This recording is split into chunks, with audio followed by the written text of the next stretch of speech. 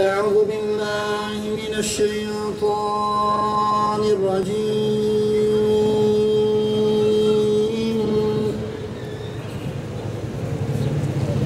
بسم الله الرحمن الرحيم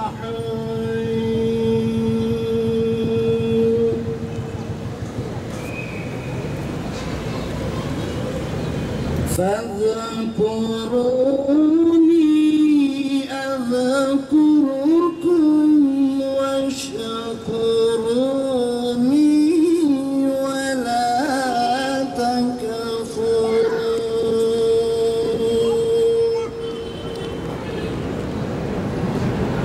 يا أيها الذين آمنوا استعينوا بالصبر والصلاة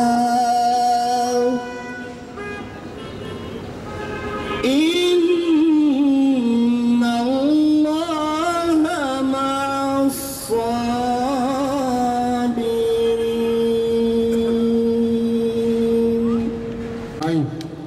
Her hafta düzenli olarak 20-25 yıldır zindanda olan Yusufilerimiz için yapmış olduğumuz basın açıklamasına maalesef bu hafta 9 tane ihvan mensubu olan kardeşlerimizin şehadetiyle devam edeceğiz.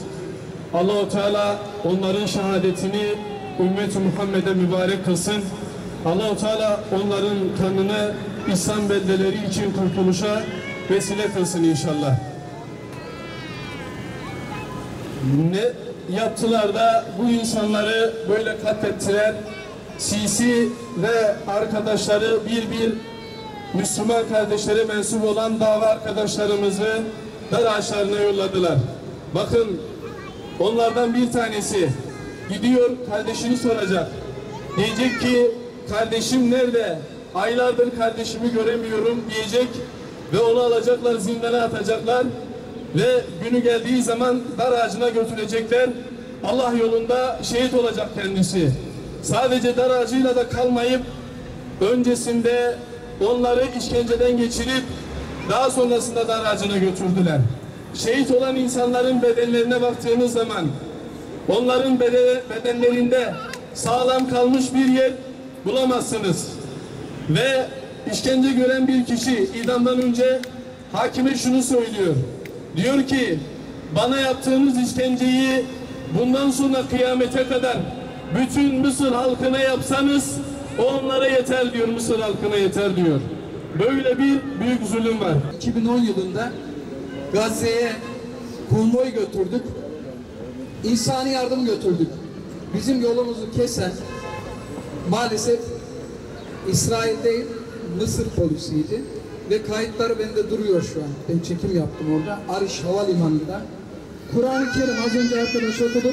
Kur'an-ı Kerim okunurken saldırıya geçtiler. Kayıt duruyor. Yani bu dinin düşmanı Yahudilere değil, dünyanın çeşitli yerlerinde Müslümanların kadınlarına tecavüz eden, erkeklerine işkence yapan adamlara değil de aynı dindeniz dediklerine işkence ediyorlar, öldürüyorlar ve hala Amerika'nın, İsrail'in kapı kulluğu devam ediyor. Utanç, zillet, başka bir ismi yok. Allah hakimdir. Allah intikam sahibidir. Allah o inandığımız kıyamet koptuktan sonra diriliş gününde Allah Sisi ve onun taraftarları kimliklerinde Müslüman yazan ama Müslümanlara, insanlara işkence eden, onlara zulmeden, onlara tecavüz eden, onlara haksız ve hukuksuz eden kim varsa cehenneme koyacaktır. Birileri bu zulmü, bu haksızlığı bizzat yaşıyorlar. Dün Mısır'da 20 Şubat gecesi sabaha doğru 9 tane genç kardeşimiz idam sehpasına götürüldü kardeşler. Bu 9 kardeşimizin idam sehpasına gitmesinin tek bir sebebi vardı. Zalim, diktatör Sisi cuntasına karşı çıkmaktı. Çünkü Sisi cuntası İsrail'in, Suudi Arabistan'ın ve Birleşik Amerikan Devleti'nin yerli kuklasıydı. Muhammed Mursi ve arkadaşlarını darbeyle Mısır zindanlarına attılar. Süreç devam ediyor kardeşler. Hakla batıl savaşı devam ediyor. Mücadelemiz devam edecektir. Kardeşler, imtihandan geçiriliyoruz. İmtihan ediliyoruz. Bu imtihanda herkes yerine, konumunu iyi belirlesin.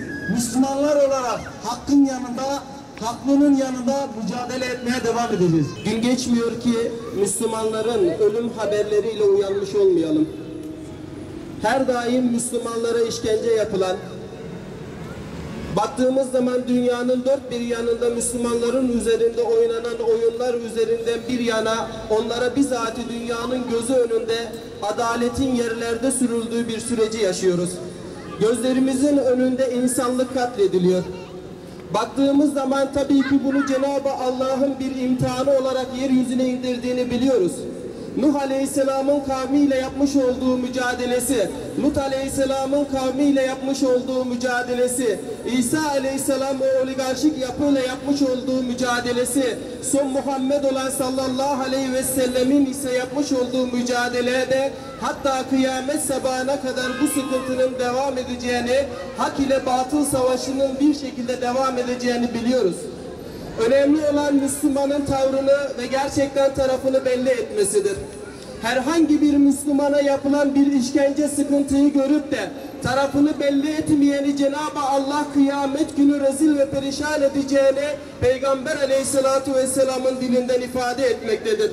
Evet, bizler gerçekten her daim Müslümanların yanında olduğumuzu ilan etmeli ve bir şekilde gerek elimizle, gerek dilimizle, gerek bir şekilde buğz ederek buna bir anlamda destek olmalı ve Müslümanların yanında olduğumuzu göstermeliyiz. İslam ümmeti yıllardır süregelen fikri ayrılıkların, mezhepsel çatışmaların ve bunlardan kaynaklanan tefrikaların arasında sıkışmış, İslam ümmetinin evlatları da bu cenderede ya çatışmanın kurbanı olmuşlar ya da bu tefrikalar sebebiyle birbirine düşen, gereksiz ayrıntılarda boğulan, lüzumsuz tartışmalarda gün geçiren ve bu şekilde sürekli oyalanan ümmetçe unutulmuşlardır. Önce Çeçenistan, Filistin, Doğu Türkistan derken şimdi de Mısır. İslam ümmetinin pısırıklığını, tefrikalarda boğulma hevesinin farkında olan emperyalist batı güçleri evlatlarımızı katletmesi için kukla rejimlerine görev verirken İslam ümmetinin de kucağına olaylara suskun ve kör kalabilmesi için oyalanacağı argümanlar ve oyuncaklar yığmaktadır. Ya ekonomik sorunlar, ya intihar saldırıları ya da çevreden gelen savaş tehditleri. Emperyalistlerin klasikleşmiş şeytanca oyunları yıllardır aynı şekilde vuku bulmaktayken İslam ümmetinin aynı oyunlarla tuzağa çekilmesi ve bu tuzağa düşmesi ise maalesef durmamızın vahameti hakkında ipucu vermektedir. Uluslararası hukuka aykırı olarak darbeci Sisi yönetimine teslim edilen bir İran mensubunun şoku üstümüzden daha atılamamışken gayrimeşru Mısır yönetimince herhangi suç eylemine bulaşmamış olan 9 masum genç sırf İhvan-ı Müslüman olan mensubiyetinden dolayı makul şüpheli olarak görülüp işkenceler sonucu imzalatılan evraklar baz alınarak 2 gün önce idam edildi. Haklarına idam kararı verilen gençler vahşi Sisi yönetimindeki kukla hakimleri tarafından katledilmiş oldu. Sadece bu mu? Bu idamlar sadece bir başlangıç. Bizler sessiz kaldığımız, bu pısırıklığımız olaylara karşı neme lazımcı anlayışımız ve de ölümcül uykumuz devam ettiği müddetçe daha nice mümin erler darbecilerin elinde ya işkencelerle ya da tüm dünyanın gözü önünde idamlarla katledilecek. Zulme sessiz kalanın dinsiz şeytan olduğu bilinciyle bugün burada haykırmaktayız. Rabbimiz ümmete tekrar feraset ve izzet bahşetsin, ümmetin acıları artık son bulsun.